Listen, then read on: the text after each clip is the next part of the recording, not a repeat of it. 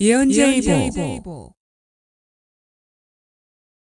손흥민이 맨시티에서 뛸 수 있을까에 대한 질문에 부정적인 의견이 많다. 이뿐만 아니라 손흥민이 한 게임만 부진해도 수준 미달의 선수로 평가절하되는 게 소위 인터넷 여론이다. 정말 손흥민이 과연 맨시티에서 뛰기에는 역부족인 선수인지 한번 살펴보자. 먼저 하나 밝혀두는 건 난 개인적으로 가장 미워하고 대한민국에서 사라져야 하는 게 국본과 FM, PC주의 등이라 생각하는 사람이다.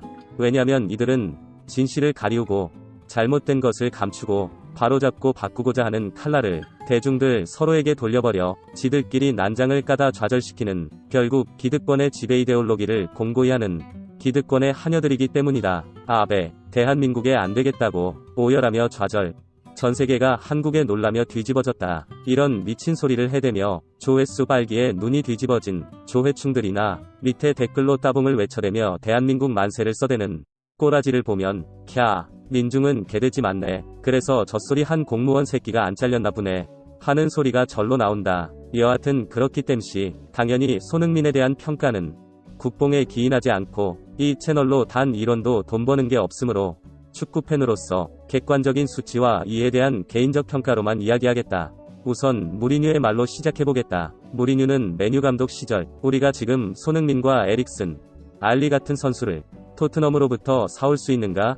라고 인터뷰를 하던 기자에게 질문하며 메뉴는 현재 그런 하이레벨 선수를 사올 수 없는 팀인 게 현실이다. 라고 말한 적이 있다. 물론 무리뉴 특유의 선수 욕심, 징징거림이지만 메뉴 감독으로서 손흥민이 메뉴에서 뛸 수 있는 선수인가를 말한 게 아니라 손흥민을 메뉴가 사올 수 없는 비싼 선수라고 이야기했었다. 이후 메뉴에서 잘리고 해설자 시절 역습 시 리그에서 손흥민보다 더 뛰어난 선수는 없다라고 잘라 말했다. 토트넘 감독으로 부임해서는 손흥민이 월드클래스라고 생각하냐는 질문에 손흥민은 지난 몇 시즌 동안 충분히 보여줬다. 그가 뭘 더 해야 되나? 손흥민은 겸손하고 조용히 완벽한 프로 선수로서의 모범적인 삶을 살고 있기에 이런 질문을 받는다. 아마 그가 더 말썽을 부려야 할 것이다. 라고 이야기한 적도 있다. 한마디로 무리뉴는 적장 시절, 해설자 시절, 같은 팀 감독 시절 손흥민에 대해 일관되게 하이레벨의 최고의 선수라 평해왔다. 올 시즌 손흥민은 20득점 16어시로 무려 36 공격 포인트를 올리고 있다. 이건 맨시티에서 손흥민이 뛰는 건 택도 없다고 떠들어대고 있는 이 선수 앞에선 손흥민은 반딧불에 불과한 것처럼 숭상에 맞지 않는 라임 스털링의 13득점 11도움에 비해 월등하다. 리그로 봐도 15득점으로 케인, 살라, 부페에 이은 득점 4위이고 어시스트는 케인, 부페, 덕배, 그릴리쉬에 이은 5위이다. 득점과 어시 모두 한 개 차이인 3위까지 노려볼 수 있다. 시즌 공격 포인트 역시 케인, 부페에 이어 EPL 3위 내외일 것이다. 몸값은 EPL 윙어 중 살라, 마네, 스털링에 이은 4위로 평가되어 왔으나 올해 스털링, 마네를 압살하는 기록으로 지난번 축구 전문 매체 포포투가 선정한 바로 살라에 이은 2위이다. 현재 맨시티에서 손흥민보다 더 많은 공격 포인트를 기록한 선수는 없으며 몸값 역시 데브라이너의 외에 더 높은 선수는 없다. 트랜스퍼 마켓 등에서 스털링이 손흥민보다 한 칸 위인 적이 많으나 영국 국적 선수이고 2살 어리다는 점 때문이지 기록에서 보듯 손흥민보다 실력적으로 우위의 선수는 아니다. 자, 수치적으로 볼 때 맨시티에서 왼쪽 윙을 영입한다고 했을 때 손흥민보다 누가 더 좋은 선수인가? 네이마르를 데려올 수 있나? 마네를 데려올 필요가 있나? 맨시티의 약점인 득점력에 포인트를 둔다면 네이마르를 제외하면 현재 지구상에 손흥민보다 더 뛰어난 선수는 없다. 이건 비단 올해만 그랬던 건 아니고 손흥민은 최근 몇 년 사이 항상 탑5의 윙어였다. 2년 전 브라질과의 친선 경기 때를 기억하나? 당시 피치 위에서 쿠티뉴에 이은 두 번째 몸값의 선수였다. 2010년 월드컵 아르헨티나전에서 우리의 자랑 박지성의 몸값은 메시, 디마리아, 이과인, 베론, 오타멘디 등 피치 위에서 있는 선수들 중에 비교할 만한 대상은 거의 없었고 벤치의 몇몇과 비슷한 정도였다. 한마디로 지금 횡행하는 손차박 대전 따위는 말도 안 되는 소리며 유럽 누구도 박지성을 손흥민과 비슷한 레벨의 선수로 평가하지 않는다.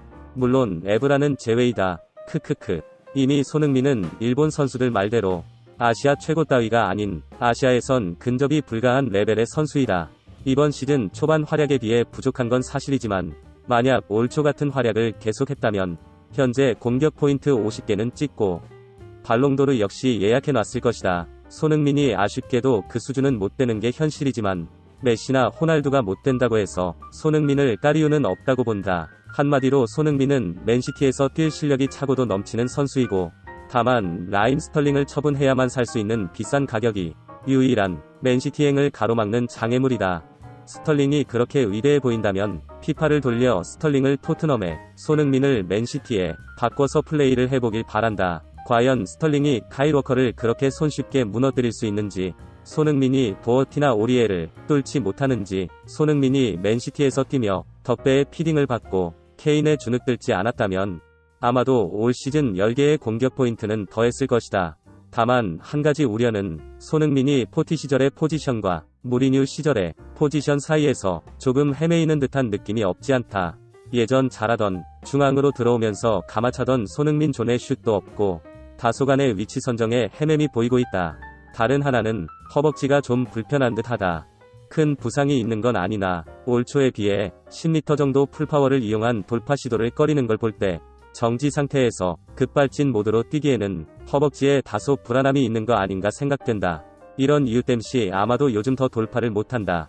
1대1이 안 된다 욕을 먹고 있는 것 같은데 올 시즌이 빨리 끝나서 충분히 쉬어 불편한 부분을 치료하고 좀 더 자유도를 가지고 적절한 어시스트를 받을 수 있는 팀으로 이적하길 바란다. 아무리 욕을 해도 새벽에 일어나 손흥민의 골을 기대할 수 있는 날은 이제 2년 정도밖에 남지 않았을 걸로 보인다.